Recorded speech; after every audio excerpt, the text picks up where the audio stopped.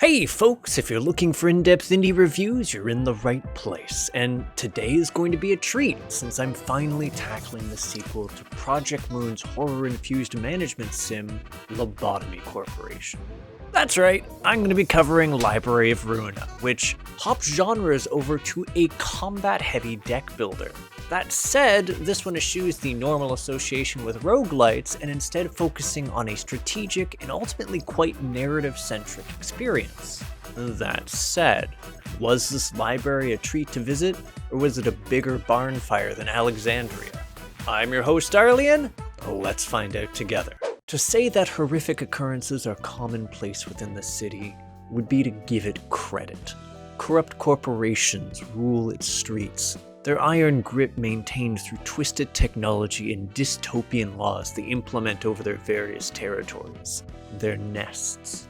A brutality that's only matched by the backstreets, an extensive ghetto that traces its way through the city, where the protection of murderous syndicates is still preferable to its commonplace mayhem. And yet, something new is emerging. A hushed rumor at first of a strange phenomenon. Desperate individuals find themselves receiving invitations to a library with the promise of knowledge, of value, provided they can wrestle it away from its depths. Something which Roland, a fixer for hire, soon finds himself learning more about firsthand, albeit after being forcibly recruited by its head librarian, the mysterious Angela. And that's about the extent of what I want to provide insofar as a prelude, because this is such an incredibly story-dense experience, and one that is just chock full of spoilers. For instance, it's really not long into the beginning of the game's story before you'll start to receive just a massive splurge about all of the details insofar as the outcome of Lobotomy Corps, including the way that the finale ultimately pans out.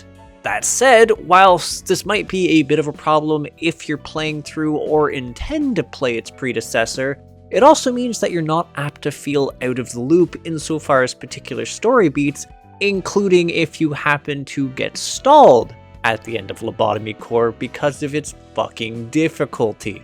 And speaking of story beats, there are so many to be found here. Primarily, the narrative is provided at the start of each of the game's chapters, as well as before and after every stage, helping to contextualize the situation at large, flesh out the dynamic between Roland and Angela, and simply to build on the story of the city itself, as well as emphasize its overall monstrousness. That said, the most poignant element is the way that it takes time to flesh out the motivations of the people who are visiting the library. While some of the people that venture into the library are altogether repugnant, it's not long before things become a lot more complicated, both insofar as the length of some of those character arcs, as well as their long-reaching consequences. It's honestly a trip just tracing back the overall point at which things start to really get messy. And that's without even getting into the deeper lore. See, as you clear out the various stages, known as receptions, you'll gain access to books. What's narratively interesting here is that while they can cough up a number of useful things, one of them is key pages, an item that serves as sort of alter ego for your character with a swath of perks. The reason I bring this up here is each one provides a small bit of backstory from the perspective of the character you acquired it from, which helps build on the world further, as well as just making you feel bad frequently. Unironically, this game is somehow more depressing than Lobotomy Corps. Anyways, that's almost the crux of the narrative bits, other than, yes, there are multiple endings to pursue, but it's not simply a matter of choices. Oh no! You need to tackle the game's various realizations in order to be able to make that choice. Though, even that is narratively rewarding, given they have their own associated scenes, which help to add a lot of context to everything and flesh out the other librarians.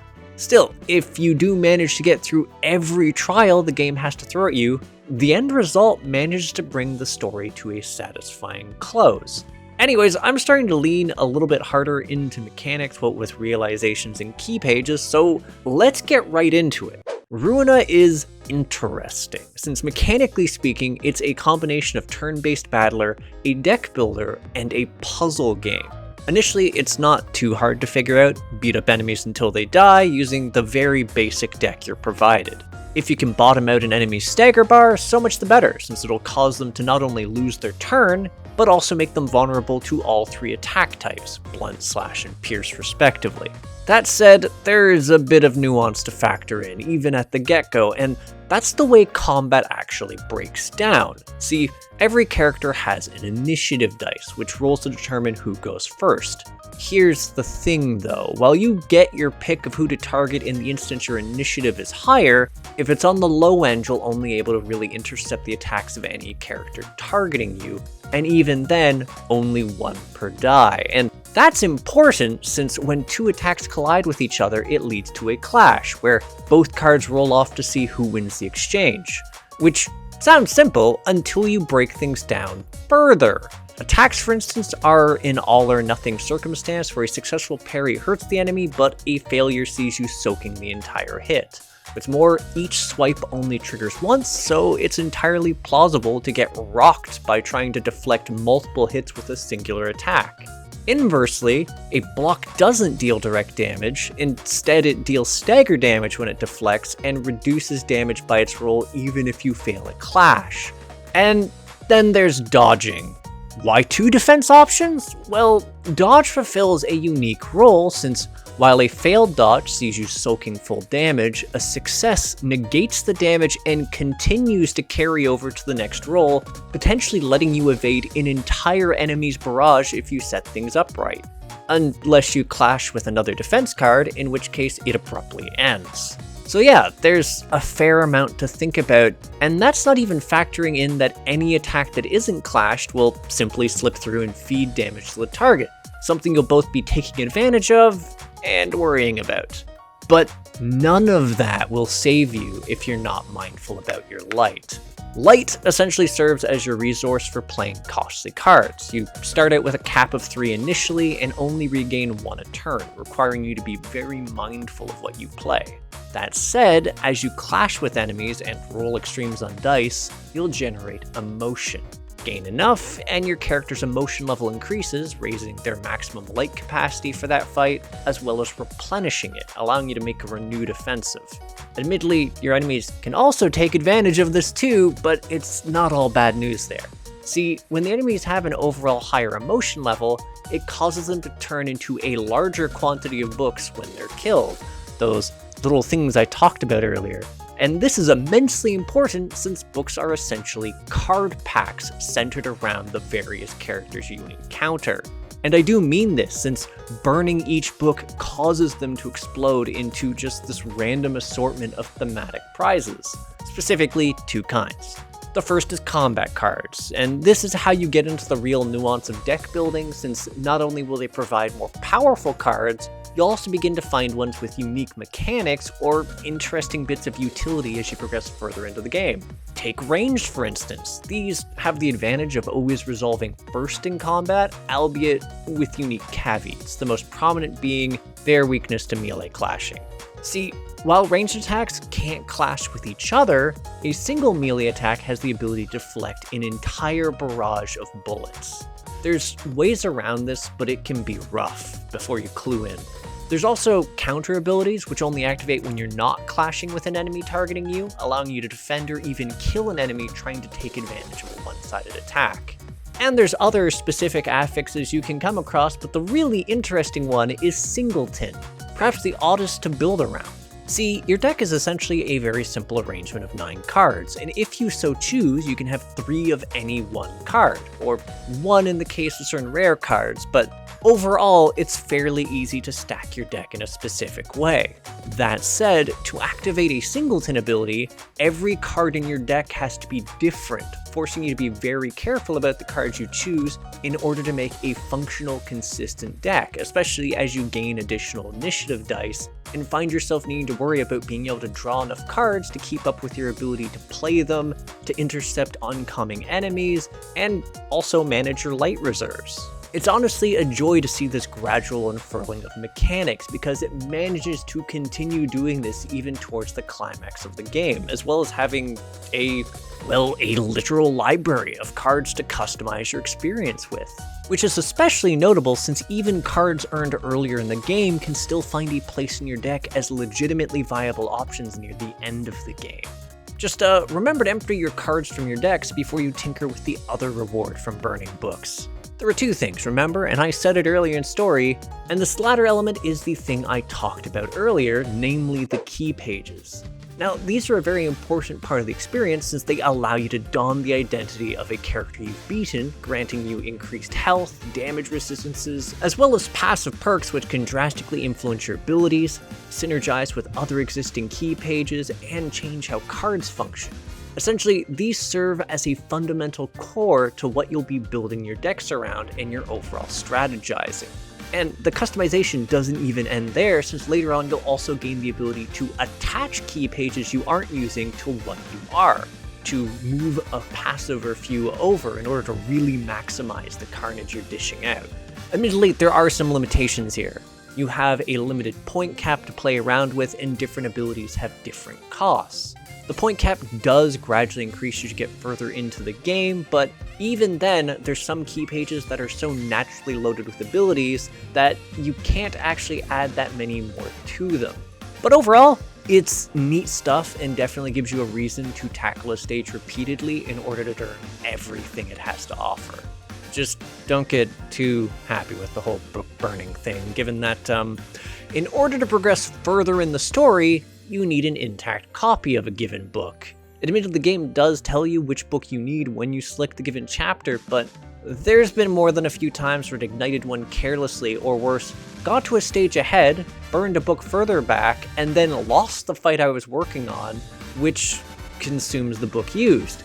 And it thus required me to do a fight even further back because I was careless. And this can be a bit of a doozy, because while the earlier fights are fairly straightforward, Ruina's difficulty isn't a curve. Around the mid-range, it starts to become a steep hill, and the end game becomes a friggin' oppressive wall to overcome, replete with fights which often feel more like puzzles than wild melees.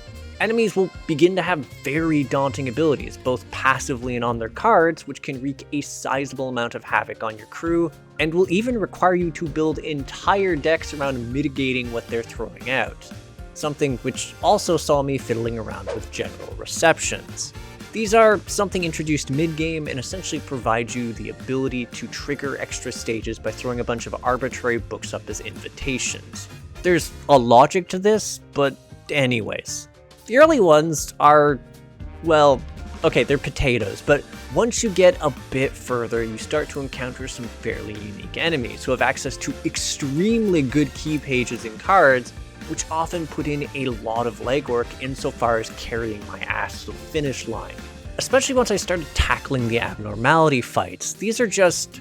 Remember when I said some of the normal encounters feel like puzzles? These ones straight up are, with very specific mechanics you'll need to encounter and overcome. While they start out fairly simple, they'll eventually culminate into horrible nightmares like needing to tactically kill a number of enemies in a certain amount of turns while you're only given 30 seconds to plan things out. And the birds. Just the goddamn birds.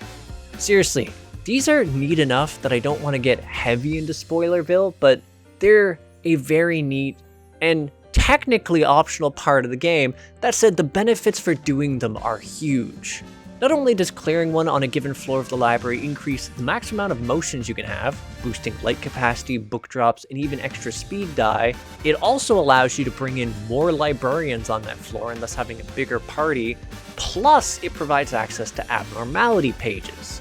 These are essentially passive abilities that you can either grant a specific librarian or your whole team once your entire team's overall emotion level has increased enough.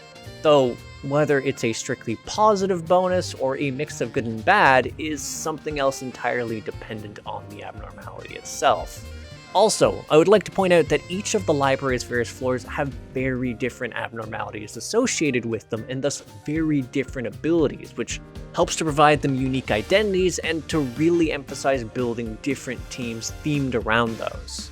Which, yeah, you'll really want to make a few backups because while some of the stages only allow you to use one team, others will grant you the ability to swap to another one, or a few, and they frequently do so with a very good reason. Like, you can expect to get your teeth kicked in thoroughly by some of these fights. But hey, at least you'll be drop-kicked in style, since Ruina is aesthetically a lot of fun. Whereas Lobotomy Core had certain stylistic choices due to the cognition filter that was central to its story, there's no such element this time around, which means you'll get to revel in all of the awful details the city has to show you. And, well, there's a lot to be found in the visual novel segments. The overall character design's a lot of fun too, with a very diverse cast of characters, even for the ones who only really show up for one scene. And this isn't just limited to the visual novel segments either. The stages you visit are a lot of fun, given that each floor has their own specific visuals, as do a number of the fights such as the abnormality encounters. Admittedly, the combat character design is a bit cuter, since they're essentially little nuggets battling it out. That said, they're fairly customizable since not only are they influenced by the key pages you equipped, they can also have their features tweaked fairly freely in the customization options, and you have battle symbols to play with, a large array of small visual details you can equip to your librarian, such as bandages, scars, or even rat whiskers, which are earned by achieving certain actions during a fight. Technically, there are mechanics related to these, but given they tend to have things like 5% odds of proccing, well, I don't overly feel the need to focus on them. Still, as fun as they are, my favorite element of Ruina's presentation has to be its sound design. There's just so much good music packed into the experience. Some of it you'll be introduced fairly early on, such as the unique battle music for each of the library's floors, though it'll take a bit for you to hear the better variants of those themes given they only queue up once you've reached a certain emotion level. It's a legitimately neat detail, but even those don't hold a candle to the boss themes. Like, the moment you hear a Millie song pop up in this game, you are both in for a treat and a hell of a time, since it generally signals that shit's about to get real. Also, while the voice acting is specifically in Korean, I actually quite liked listening to it because it still manages to convey a lot of raw emotion, which really paired well with the lines I was reading, so it's good. But yeah, this was a lot of words, which I guess is pretty understandable since I invested 166 friggin' hours into this game. And I'll admit, there were a lot of moments where it was a frustrating endeavor. I think Children of the City and Iron Lotus will likely live in my head rent-free for the next year or so. And that wasn't even the full extent of things. While I touched on anomaly fights and their blistering difficulty, they pale next to the culminating challenge, the floor realizations. Vicious boss rushes, where each phase has a myriad of mechanics you'll need to adapt to while controlling a likely dwindling crew of characters. It's rough. Like, there were definitely times I was overcome with a sense of remorse. That said, while I certainly needed to take the occasional break, I kept coming back. Ruina is a beautifully crafted game mechanically, with challenges that made me want to rise to the occasion again and again. Gradually learning everything it had to offer was an absolute treat, and it felt so rewarding to push forward and make just a bit more progress. And on a narrative front, it does such a phenomenal job of further opening up the world introduced in Lobotomy Core, of providing a bleak but riveting horror story that still finds room to sometimes be sweet or funny, or to have a genuine sense of pathos for the characters caught in its web. Quite frankly, this game is actually solid enough that even with its systemic sadism, I cannot recommend this enough. To the point that I'd call it a crit hit. I genuinely believe that it builds up to such a satisfying conclusion on so many fronts, which makes it extremely interesting that it doesn't just end there. Because there's another Project Moon game I haven't talked about, but we're getting there. Anywho, thanks for tuning in. If you agree, disagree, or just have something to say to me, feel free to comment. And if you enjoy my efforts to create new indie reviews, interviews, and gaming content, hit the subscribe button and the bell. For the Discord savvy folks, there's a link to my community, the Crit Hit Cauldron, in the video description, and to my Patreon if you're curious to see reviews before they hit YouTube, or just to support me and the other members of Crit Hit. Also, to my Twitch if you want to see me get dunked on in indie games whenever I go and do casual plays. That said, I'll catch you on the next episode of Crit Hit. Take care till then, folks.